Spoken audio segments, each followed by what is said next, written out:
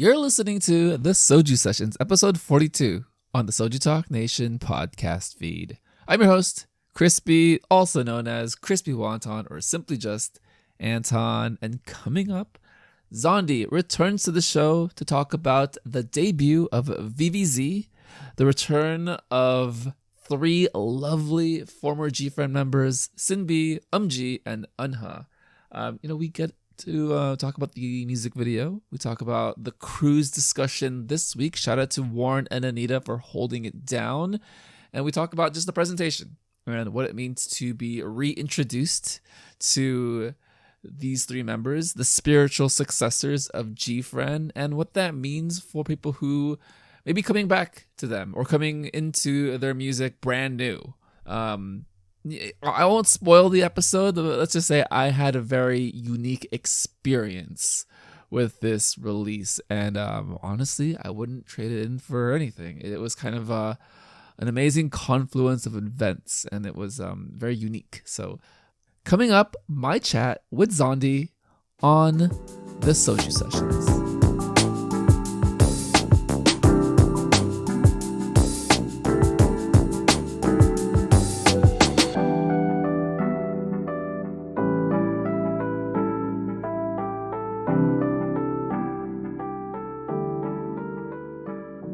Joining Soju Sessions, someone who is an excellent human being, an amazing human being, someone who is here for me during my time of need. A big fan of very similar. Was up at 2 a.m. Help a friend, the one and only Zondy. Welcome to the show, sir. Yo, what's up, Crispy? Hey, man. All right, so just kind of a peek behind the curtain. We had some scheduling mix up today. Some things we had to move around. But we're here now, and Zondy has been kind enough to grace us with his presence to discuss VIVIZ and their debut as a three-member group, but a re-debut for the members. We have VIVIZ from BPM Entertainment. The members are SinB, Umji, Eunha. If they sound familiar, they are former members of GFRIEND. VIVIZ is short for Vivid Days, which signifies that the group will become artists who confidently express their colors in the world. I'm just gonna smile and let that happen because it's kind of cute. It's kind of cute. It is kind of cute. I'm gonna start with this little anecdote. So I listened to the song when it first came out, just by itself. I am very behind on K-pop news with comebacks and releases and just like things leading up. So I listened to the song. I like the song. I was like, oh, wow, this for a rookie group, they sound really polished. They sound like they. This is fucked up. They're they seem like they've been in the game for a long time. And then yesterday, I watched the music video and I was like, I think I know these three people. And then in the music video, it says their names, SinB, Umji, and Eunha, and I'm shocked to see that, oh, this is GFRIEND. I was enlightened by our mutual friend Biff Miller, when I said, oh, I just found out that VIVIZ was these three GFRIEND members. Literally right now while watching the music video. My first question to you, Zondy, is what do you think? What is your reaction? What is your response to my coming to this news literally yesterday? My initial thought was just, maybe I'm in a position where I'm looking at K-pop news more than maybe you are. But I feel like this has been on my radar for a hot minute. Maybe it's just because I'm friends with Biff. Maybe it's that. Maybe it's because, I liked a lot of GFRIEND stuff. When I see something called VIVIZ, which, has three of the members going solo or, into a subgroup, it's going to be on my radar.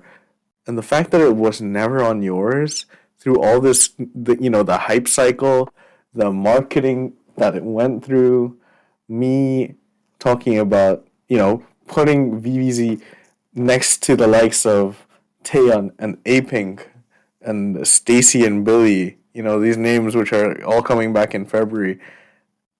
You know, at some point, the idea of this not ever crossing your timeline or your Discord feed or, you know, any way in which you retrieve information beyond the, you know, music video releases channel in the Soju Talk Discord is, I wouldn't say it's preposterous. I'd say it's respectable more than anything. I don't know how you do it, Crispy. Thank you. I was not expecting that reaction, that response. No, to kind of answer a little bit of that, I have taken this position, I guess, of wanting to be pleasantly surprised when the music video drops for a lot of these artists, songs, anything. Um, so the only bit of information I had for VVZ is that they're a rookie group debuting in February, thanks to the main show and the crew. Um, they probably did talk about the group being former GFRIEND members at some point in the news section. Probably missed that.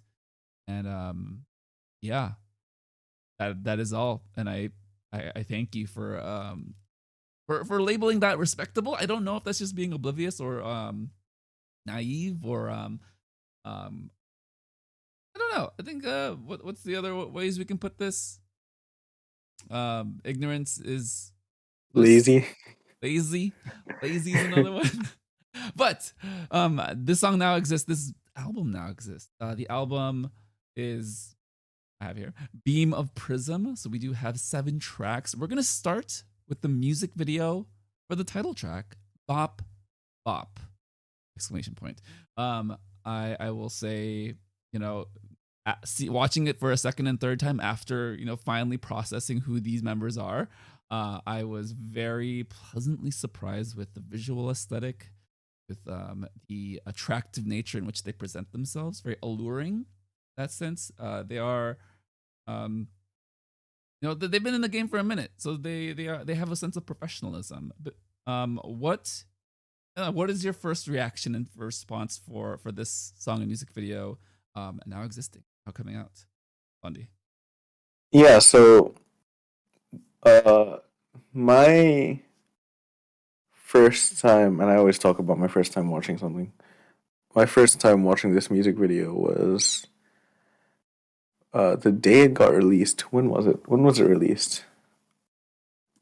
It must have been 10 days ago. Oh, no, some amount of days ago, 7 days ago. So last Wednesday or Thursday, one of those two, I was walking to uni and I was like, you know, as you do, on Discord, messaging the homies. I was like, I do this thing with Biff where I send him like a picture of Luda or something and I say good morning and he wakes up to it. It's really cute. And then he was up and it was like 9 o'clock and I was like, this guy does not wake up this early. And then I was like, oh shit, it's Vivi's day. And I sat down in the Starbucks eating my ham and cheese croissant and a flat white, watching Bop Bop. And I was like, shit, this is good. Yeah, I don't know. It kind of just hit me like a truck. I don't know. I'm not too much of a music video watcher. I feel like you know this at this point, Crispy. I watch them. Most of the time they pass me by unless it's like something crazy. But I was mostly just listening to the music while drinking my flat white, and I was like, I'm really into this. And then I listened to the rest of the album while walking to my 10 a.m. I had a good time. I really enjoyed it.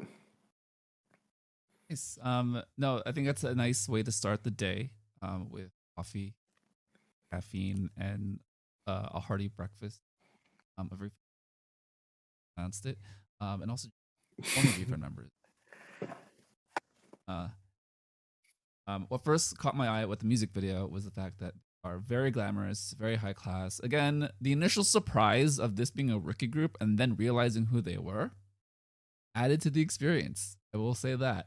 I do like kind of the way that the stages were set up, in different settings with machine control room, outer space, science fiction things that were happening, the glass elevator that the crew mentioned this week being I inspired by Willy Wonka and the Chocolate Factory. I kind of saw that too, and just overall how they were presented forward as a group of three, right? Because I think oftentimes, well, we don't get groups of three very often, right? So, just this idea of three, it does feel like it could very easily have something missing, but because I feel like they are so I don't know, so professional. They've been in the game for so long. They know how to capture your attention that it worked really well. And the balance between them singing and their screen time is all just accentuated with the fact that they are pros.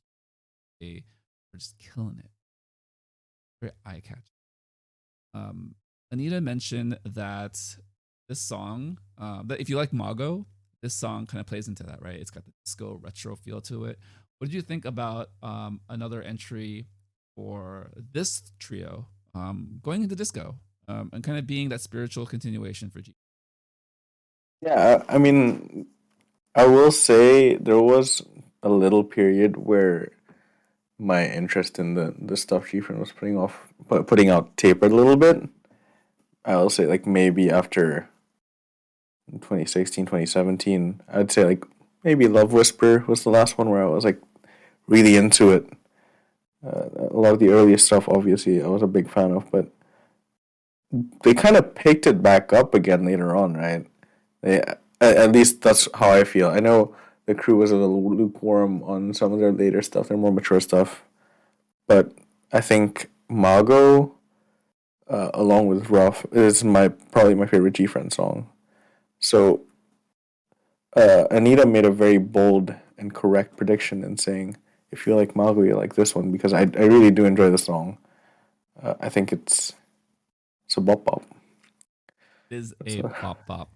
What did you think about the intro? Because I think the intro caught me by surprise. And even re-listening to it today, just over and over, it it it pulls your attention in. It's a little jarring, but I think intentionally, where instead of just jumping right into disco, does the backwards loop mention the Warren mentioned, right? The back mask vocals where the song's being played in reverse essentially. How did that hit you when you first heard it? yeah, I mean, it captures your attention, right? I I would say I had a similar thought process to Warren, where I was like, if this continues, I don't know how I'm gonna feel about it. But I think it's as an intro, it does its job. You know, it captures your attention. It doesn't.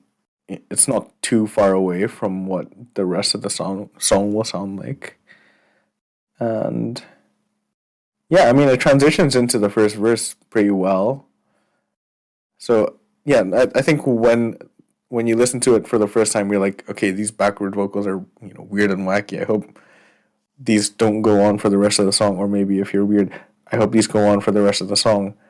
But when the first like big boomy bass, disco bass note hits, you're like, okay, I'm into it. Or at least that's how I felt. Big booming disco bass is very memorable aspect of the song, but also kind of weaved into a lot of the vocal strengths of this group, right? I feel Hmm. like I'm repeating this over and over, but they definitely do have the polish of three idols that have been in the game for a long time. So my question for you, and Warren did bring this up, why these three members? Kind of looking at the composition, aside from the, you know, constructing them outside of their original company, do you feel like these three members came together? Well, how do you feel like these three members came together, and what about them are you looking forward to as far as their future? I feel like it's almost a logical offshoot of GFriend. If you were to take three members to make a girl group to continue doing K-pop after, you know, a disbandment, I would have probably picked these three, right? I feel like Soan um, is pretty teed up into going into modeling or acting. Yuju's solo career writes itself, and obviously you're in is out there doing her variety stuff. So it just kind of makes sense. It's not that these three don't have, their own ventures that they do on their own, but as far as the three members who I feel like, to kind of loop back to the discussion that happened at the end of this week's Soju Talk episode, the three members that kind of would stay in K-pop would be these three. It fits very logically to me, and I don't know. I feel like it all came together really really well. As you say, as you said twice now, these three, like, their prowess is showing. If you thought, if you didn't know about GFRIEND and you thought this was an actual debut, like kind of like you did, you would be like, holy shit, they're seasoned veterans who just happen to be, you know, debuting for the first time. They've clearly been training for 12 years and have performed on hundreds, they've done hundreds of performances in other countries or something. We just don't know about them somehow. Because, yeah, I feel like watching for the first time, if I didn't have that information, I'd be like, wow, they're killing it. I don't know. I would like to just say I would not do anything over again with my experience with this release.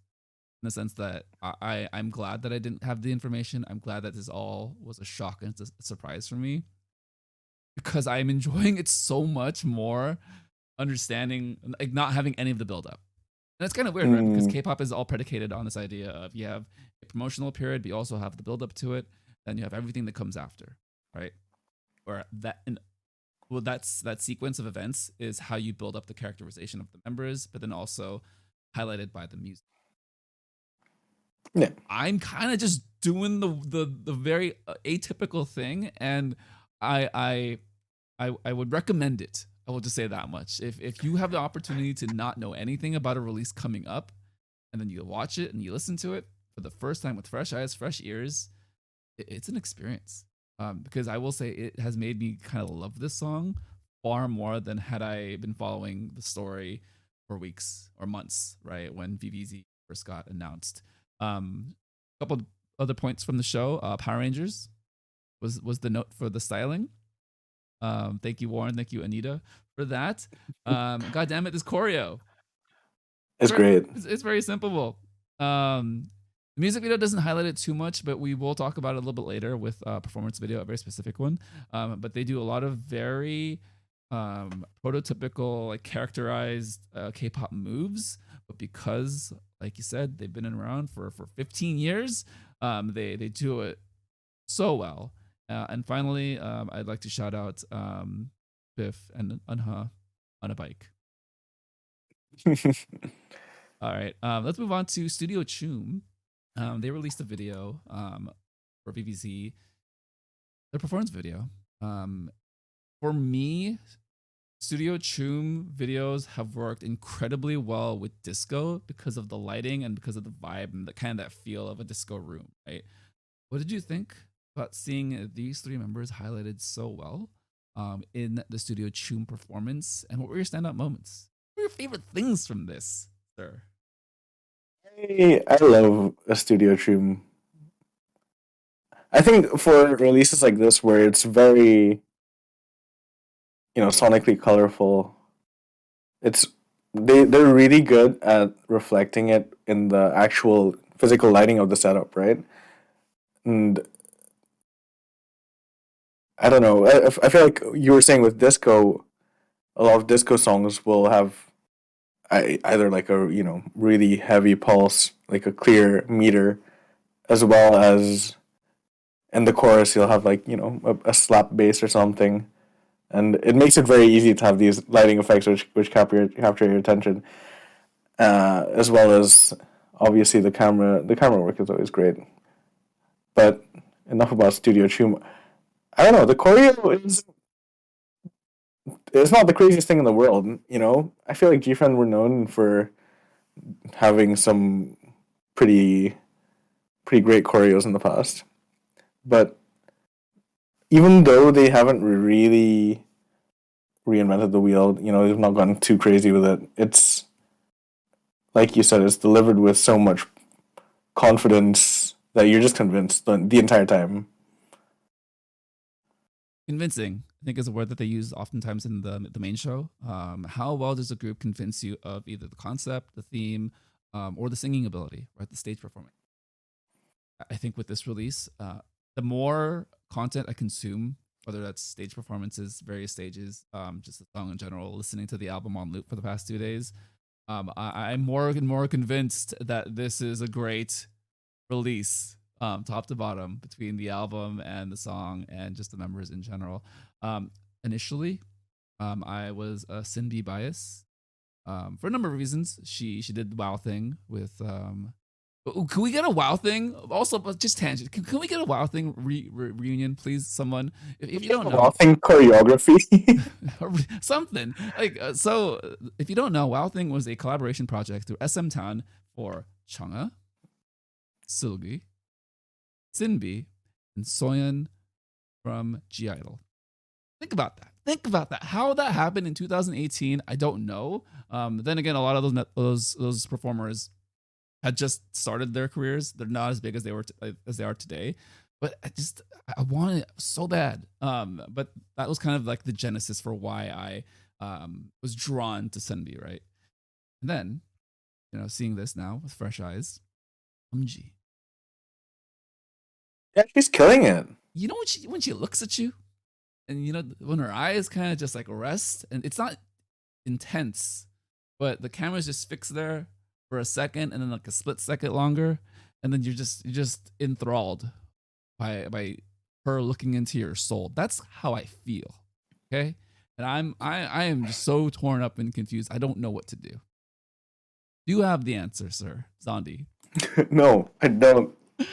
Well, what I will say is, where it's a kind of stage presence, but they're not on a stage, right? It's obviously recorded in like a box with some fancy lights and a bunch of backup dancers. It's like the wherewithal that the camera's there. This is my moment. I've practiced this, but it comes through so naturally that you're not, it doesn't seem like they've practiced it in the mirror 20 times in the past hour to make sure that smile is perfectly perfect. It's experience, right? It comes through so naturally, even though I'm sure she has practiced her facial expressions like Yu Jung did in Produce 101, where she watched 1,000 frames of CL. I'm sure she's done something like that. But the point is, it comes through in a way where you don't ever feel like, oh, this is Hamden. And it all just leads to this being such a well packaged entire release from VIVIZ. I don't know if like it's obviously only technically a debut, but it feels so well done and professional and clean, and it just keeps me looking forward to what they have next. With the amount of focus that each member gets in the music, vocally, they all stand out and shine. Screen time, presentation, choreography. Do you feel like there is a recipe for success with smaller number of members in groups? 4 is definitely a great number, but 3 is very unique. Do you feel like that is a recipe for success moving forward, a 3-member group? I think smaller groups are like kind of a thing right now, right? Some of the really popular groups are always going to be, or at least internationally, are always going to be relatively smaller. I don't know. I say this as, my favorite groups are Luna and Uju Sonyo. So like, I by small groups, I'm still counting 6 as small. But yeah, I think there is a very member brand focused way in which smaller groups can set themselves up for success. I feel like Blackpink is the blueprint for this. Um, obviously I take issue with a lot of what YG does with Blackpink, but they are moneymakers and they're very, very internationally renowned. My brother knows Blackpink and BTS, and that's it, right?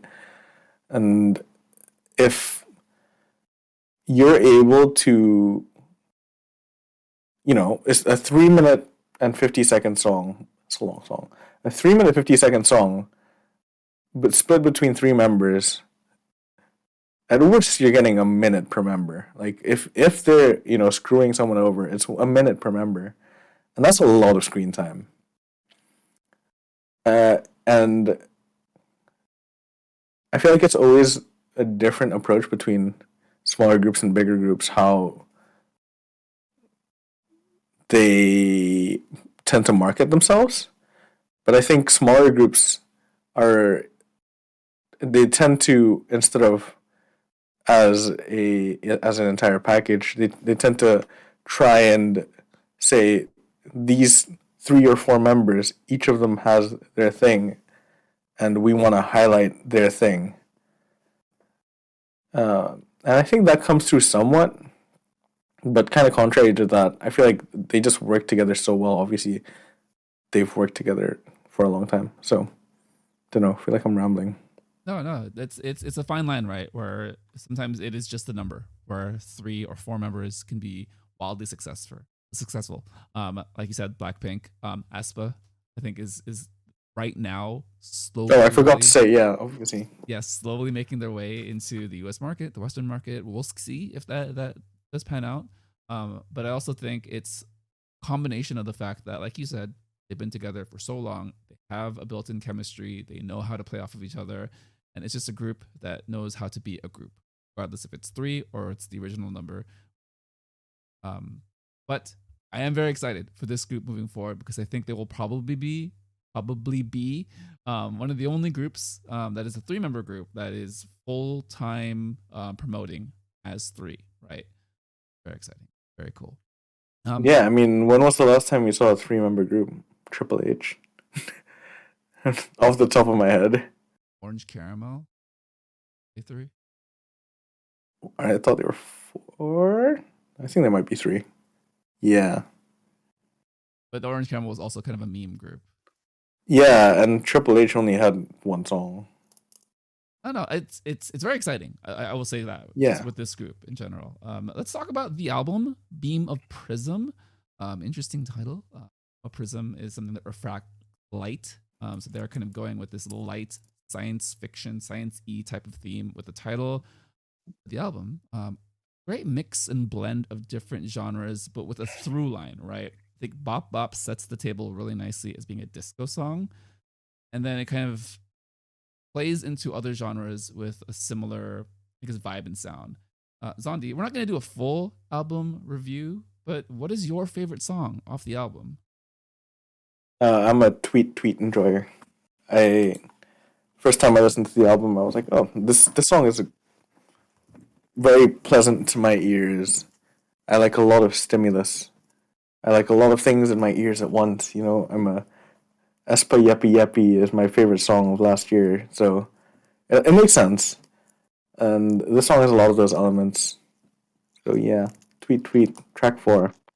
Yeah, no, I listened to it and I got a lot of future bass, future groove feels and vibes from it. Kind of an interesting set of tempo changes throughout the song, unique vocal styling, but cool and very playful. My question for you is, does this song fit the category of hyperpop?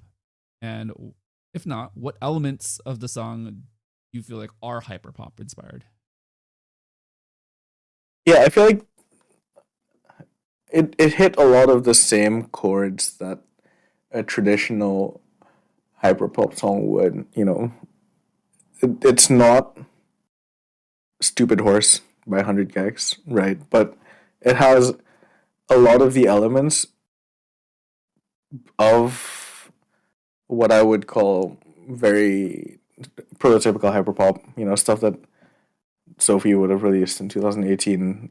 But it's very much, I would say, it's very much like a future-based song with some of the hyperpop elements most clearly in the chorus or the post-chorus. I can't remember it off the top of my head. There's like this kind of wailing that echoes the voices a couple octaves above, and yeah, I know I really enjoy it. There's a lot of sounds, a lot of distorted horns, which I would say are prototypical of some of the popular elements, or like the more R&B focused elements of hyperpop. But yeah, I feel like I don't know. I always have this thing with genres where when someone asks me, "Is this some genre?" I can never really say for sure. I my approach is always to compare something to another album or another song because I feel like it gives a more clear picture. Whereas if I tell six different people, "Hey, I'm listening to this hyperpop song," they might completely different ideas of what I'm saying. Somebody's thinking Espa Savage, somebody's thinking Sophie, Ponyboy, somebody's thinking 100 Gex, Money Machine, and they're all completely different sounds. But the through line is that it's a lot of stimulus, it's a lot of energy, very loud, very compressed, and the vocals are generally either distorted or like there's playful elements to it. I'm going to take not takes borrow kind of that framework of thinking. That for me, I've had difficulty kind of defining hyperpop, but I'm slowly starting to recognize elements in different songs. When I heard Tweet Tweet for the first time, I was like, oh, this is doing something really interesting and different. It's very much a switch up from Bop Bop and Fiesta, both complementary disco songs. And then it goes into, again, like there's a through line of dancey house EDM type of sound, but it goes into a feature bass. It goes into some groove. It does some different things with the drums in the chorus, and kind of the way that you describe the vocals. And I think with that, I think it's just very. I think it is kind of pushing kind of the creative limits of what we understand of hyperpop. I don't understand it very much myself. I'm still learning, but I think this is something where I it distinctly stood out to me because it was so unique. So yeah, no, I think it's very cool song, very cool title. Tweet Tweet. I think it fits with a lot of the same type of hyperpop that we've seen in K-pop recently. Yippee is a great example. Is it Yippee Yippee or Yippee? Yuppie yuppie. Yuppie Yuppie. I'm Yeah. American. I apologize. No, it's okay. Yeah, it's Don't apologize to me. Apologize to Espa. Espa, if you'd like to come on the show for me to apologize, I'd gladly have you on. Winter, I know you're working on your English. If it's just you to be the representative, you're more than welcome. Come on the show. My favorite track off the album is track number 5. I was kind of between a couple songs, but I landed on this one. It's called, the title is Lemonade. It's city pop. Got some 80s synth going on, some 808 drums. And I think the vocals, I think they're doing the vocal flex that they had in the title track. I think there's a really nice passing off between the members that kind of syncs up really harmonious, right? As far as the theming of the song, it's got a very like honeymoon, young love vibe, which I'm a sucker, I'm a sap, I'm a simp, I'm sorry, all those things. What did you think about Lemonade? And kind of a switch up from track 4 to 5. Yeah, it was a bit of a mood switch, but I enjoyed that mood switch. I'm a city pop fan. You see, I'm a resident Yukika enjoyer. So I've listened to a lot of city pop in my time, and I think it's a good track. Yeah, it's very much a slowdown from the speed up that Tweet Tweet was, right? And it does kind of ease you into the back half of the mini, which is very much slower in tempo, more chilled out than the kind of dancey first half. But yeah, no, it's really good. Something that we didn't highlight earlier is that these three members in particular, and obviously with the other members, this was still true. GFriend and VIVIZ do a good job of um, differentiating their vocals quite a bit, similar to what the crew would always applaud Stacy for, or Black Eyed Pilsing writing for Stacy. The the members do a really good job of, you always know at any given moment when they've switched who's singing, and a seasoned enough listener, maybe not necessarily myself, will be able to tell you who's who. And I'm a big fan of that. And it comes through in a more vocal heavy track like this one, uh, which is always really nice. It's always really refreshing, and it reminds you that, yes, this is very much a group that's recording this.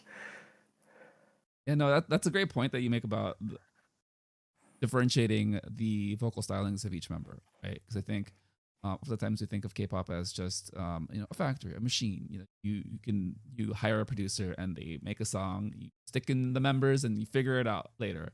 And this probably goes to the fact that they are seasoned veterans. They have all their own specific vocal style. You know exactly who's singing, when they're singing, and for me, I'm a very visual person, and I can picture when the member comes in and out of different parts of the song. And I think that kind of just goes to their experience, but also the track itself. I think we do have to give some credit to the way that the song was composed and put together.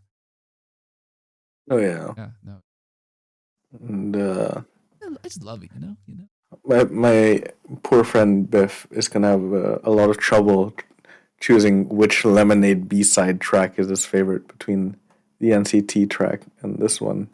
I think he likes both very much. So Biff, the constant poor guy. conflict life. Poor guy. We're gonna kind of wrap up the album with the last track. Just a quick, I have a few notes I have on it. It's titled Mirror. The one thing I do want to point out for this song, it is old school GFriend. It is anime music. I get a little bit of Apple, a little bit of Crossroads feel for it. You are a bigger GFriend fan than I am. You know a little bit more than I do. How did this song hit for you? It is a VIVIZ song, but this is as soon as I heard it, I was like, "This is GFriend," which is great. Yeah, it's those super like anime J-pop chords in the start, right? And the writing throughout the entire song is super reminiscent of, especially their earlier stuff. And yeah, it kind of hit me like a truck. I wasn't a huge GFriend fan, but I really liked a lot of their earlier stuff, and this is slightly more modernized version, right? If you debut GFriend in the year of 2022, it sound a lot like Mirror with these really bright synths, kind of modernizing that slightly. I don't know. I feel like don't hate me for this. Glass Speed does sound a bit dated now. Maybe a few like their earlier songs, some of the other ones wouldn't, but Glass Speed in particular does feel a bit dated. And this does feel like a slightly more modern twist. And yeah, I really enjoyed the song. It's a really strong mini. The other two songs we didn't really mention, Fiesta and Love You Like, also good.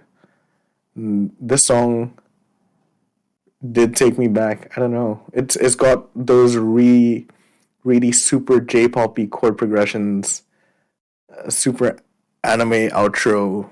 You're running through a field and your name is Shunsuke, and like you're having a great day. It's a great end for the album. It's a great end cap because it reminds the listeners who've been with GFriend since for however long, right? That this is their sound. This is where they started.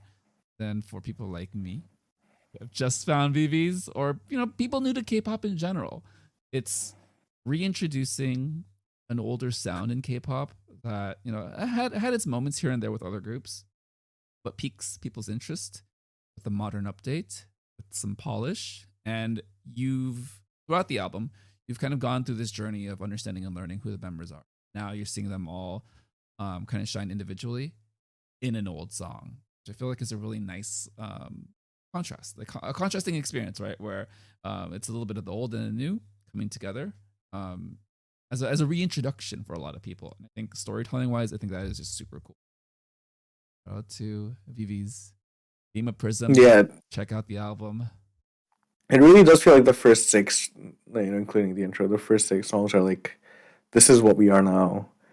And track 7 is like, well, don't forget about this. We used to be this, but it sounds like this now. It's, it's the same GFRIEND members, and they're repackaged in VIVIZ, and it really, yeah, it's like you said, it's a really good way to cap off the mini, I think. Yeah, no, I was pleasantly surprised by this mini album, and I'm still listening to it. I don't have any other words to say besides, if you haven't heard it, go listen to it, people. It's great. We're gonna move into closing thoughts. Valentine's was this past weekend. You got an entire Valentine's episode from Soju Sessions last week. A lot of stories from my side. If you haven't heard it, go check it out. Zondy, my question for you is, how was your Valentine's Day? And do you have any stories you'd like to share? It was good. I don't know. I went to uni in the morning, and then I came back home. I just kind of hung out with my flatmates. We had a Bailey, I passed on my bed at 6. I woke up at 7, continued on with my life. You know how it is. It's no big deal, really. I think that's a great way to spend any day, whether it's Valentine's or not. Let's be real. Valentine's is made up anyway. The construct. Exactly. By Hallmark and all the holiday card companies, gifts to make it. You know what I say, Crispy? It only matters if you let it matter. And I just didn't let it matter. And I enjoyed hanging out with my flatmates on a Monday afternoon. So that's just a very optimistic way to look at things. Very positive. Right? It's very uplifting. No, I think Valentine's Day is it's one of those where there could be a lot of pressure depending on where you are in your personal life. Right? And also just depending on who you are as a person, your personal history, what that day means to you. I think I've wrestled with it at various points in my life. I think I've come to the point where I just want to be around good people all the time. And for sure, they want to celebrate Valentine's Day, or they want to call it out by saying Happy Valentine's Day to me. Fine, that's cool. I'll reciprocate with just positive energy. And, for sure. Maybe playing into a bit here and there. But for me, I don't particularly celebrate Valentine's Day. I celebrated my Valentine's Day with 3 albums, Crispy, all coming out on the same day. That's what I did, and I looped the shit out of that Taeyeon album. I thought it was really good. That is the perfect way to celebrate a Valentine's. What better way to spend it with 3 loved ones who produce beautiful music? Shout out to Taeyeon. That album is fire.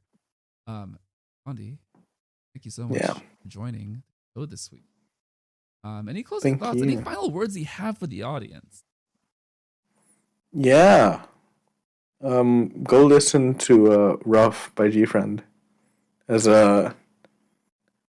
what did Warren call it? The Korean name is it translates to like the time running time or something, time that runs. So listen to Rough. It's a great song. And then listen to the VIVIZ album because it's really good as well. And have a nice day. It's February. It's the shortest month of the year. The moon is full. You see the moon today, Crispy? Oh wait, it's still light for you. You should see the moon later. It's full. It's a full moon. It's 6:45 p.m. I want to take a walk this evening, and I will experience this moon, and I will report back with how it makes me feel, whether my stars have aligned, whether something is in retrograde. All that stuff. That apparently defines us and how we direct our lives. I'm doing a bit. I apologize to those who believe in astrology. I really don't I actually. don't. Anyways, Zondy, it's been wonderful having you. You are always you're reliable, you're a trooper, you're a great person, and I couldn't thank you enough for joining on this amazing VIVIZ episode. Thank you, Crispy. Thanks for hosting this. All right, let's sign out. Thank you, everyone, for listening to the Soju Sessions on the Soju Talk Nation podcast feed. Subscribe on YouTube, follow on Spotify, Apple Podcasts, or wherever you listen to podcasts, and continue the conversation on the Soju Talk K-pop podcast Discord.